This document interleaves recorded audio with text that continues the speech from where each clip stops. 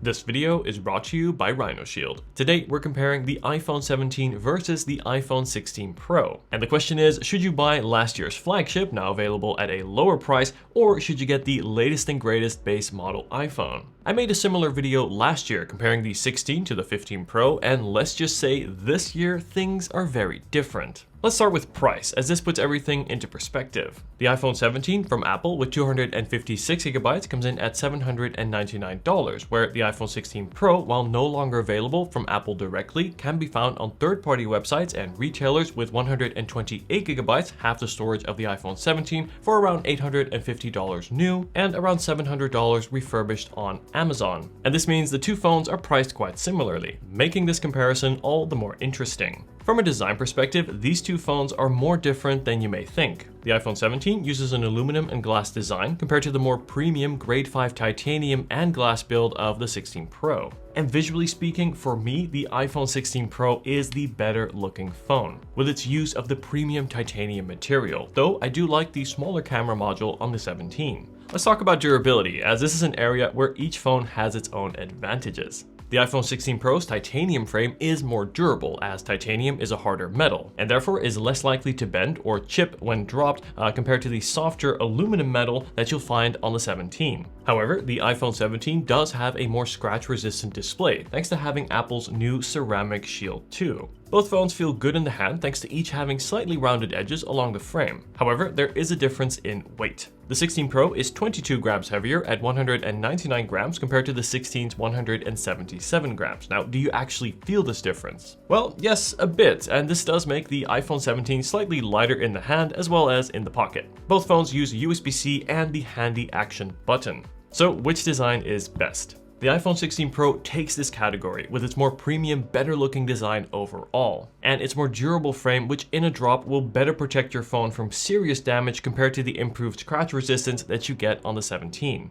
Let me know in the comments, which design do you prefer, the iPhone 16 Pro or the iPhone 17? And if you are enjoying this video so far, a like and a sub to the channel would be amazing. But what about the display? This year, things get very interesting, as the iPhone 17 brings some big display upgrades, making it much more pro. Both the 17 and the 16 Pro share the same slightly larger 6.3-inch displays. The bezels around the displays are also equally slim, both are OLED displays, and both support 120Hz refresh rates. Yes, for the first time, a non-Pro iPhone gets Pro motion in the iPhone 17. It only took Apple 4 years. And this makes any motion on screen feel nice and fluid, and both also support the always-on display. The iPhone 17 is actually also brighter, going up to 3000 nits versus 2000 nits on the 16 Pro. And this is a difference that I do notice when out and about. And this is helped even more by the fact that the iPhone 17 has a 7-layer anti-reflective coating. And you can even see it here. This really makes a remarkable difference in day-to-day use and is something I really like.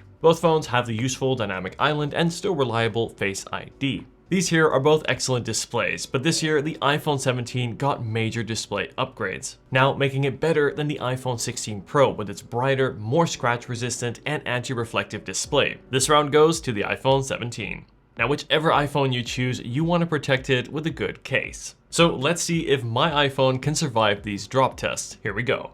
And as you can see, the AirX case from Rhino Shield has kept my iPhone completely safe. The AirX absorbs up to 81% of impact, so less impact on your phone, going far beyond even military-grade protection. It uses a unique multi-layer internal impact protection system. The first layer gives you a 360-degree air cushion, basically like a mini airbag for your phone, while the second layer reinforces the corners and redirects impacts away, and well, as you can see, Rhino Shield knows what it's doing. Plus, I really like this futuristic space design. Protecting your phone is essential, and so is staying hydrated. And for that, I use the AquaStand MagSafe bottle. It has a built-in adjustable phone stand or tripod that is always with you. Snap and go with ease, while AquaStand's 2x stronger MagSafe pool keeps your phone secure. There's two versions, the lighter Titan version and the stainless steel version, which keeps your drink hot or cold for 8 hours. Both versions have a reusable straw option and are made from safe, non-toxic materials. And right now, the AquaStand MagSafe bottle is 40% off.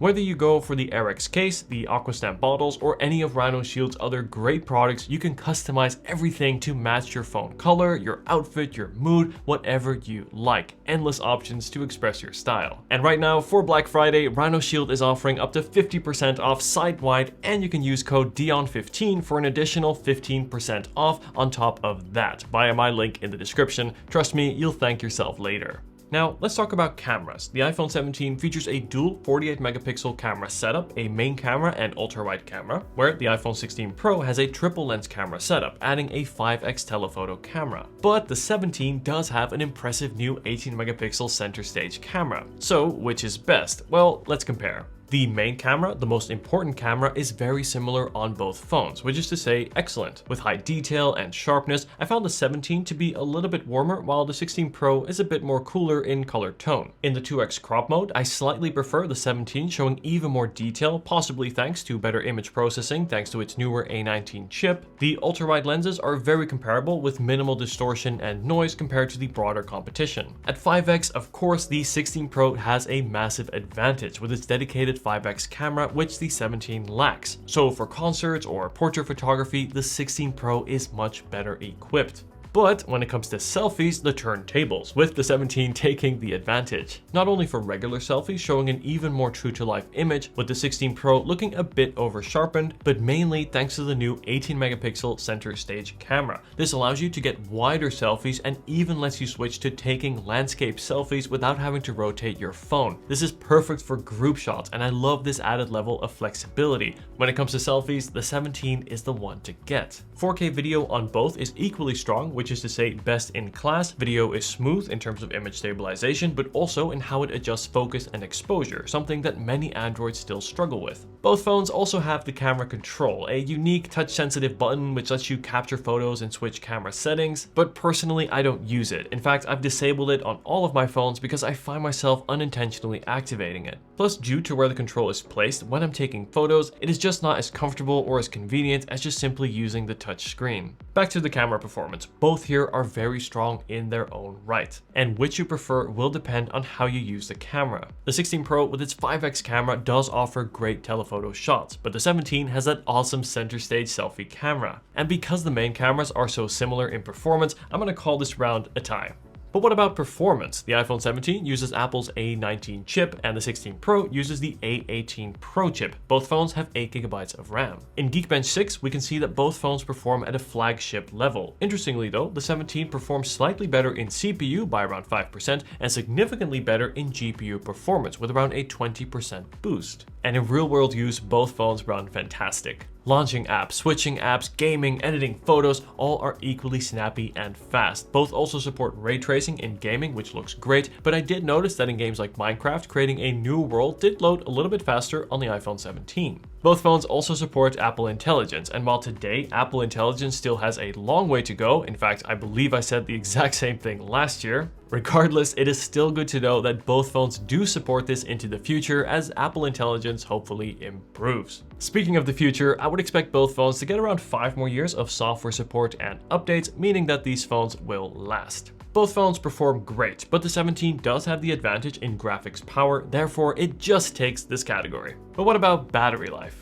The 17 lasts me all day with around 25 to 35% remaining at the end of the workday. By comparison, on the 16 Pro, I typically end with around 15 to 20% remaining, which I would say gets me around 30 to 45 extra minutes of screen time on the iPhone 17, which is not an insignificant number. Plus, I also found that the standby time is better too on the 17, draining less battery when the phone is not in use. Both phones have MagSafe to charge or add accessories, and both charge at up to a just above average 27 watts wired. All in all, the battery life on the iPhone 17 has been a bit better, likely thanks to its more efficient A19 chip, and therefore the iPhone 17 takes this round. So, at the end of the day, which phone should you buy? Well, let's add up the scores. Design goes to the 16 Pro for its better looking, more durable design. Display, however, goes to the 17 with its brighter, more scratch resistant and anti-reflective screen. Camera is a tie. Both are excellent, each with their own advantages in zoom or selfie capabilities. Performance is very strong on both, but the 17 does have the edge with its graphics performance, plus you get double the base storage at 256 GB. In battery, the 17 outperforms too, with slightly longer battery life. So adding all the scores up, while both of these are great phones, the iPhone 17 ultimately wins and is the phone that I would choose between the two. And this is interesting because this outcome is opposite to when I did this video last year, where the 15 Pro won over the at the time new 16, while this year it is the new non-Pro iPhone 17 that wins. Let me know if you have any questions at all. Thank you so much for watching this video, and I'll leave the purchase links to both iPhones down in the description. And if you haven't seen it yet, I highly recommend you check out my first 27 things to do for iPhone to get the most out of these powerful phones. And again, to protect your iPhone and stay hydrated in style, head to Rhino Shield with my link and use code Dion15 for an additional 15% off. Thank you so much for watching, and I'll see you in the next video. Take care.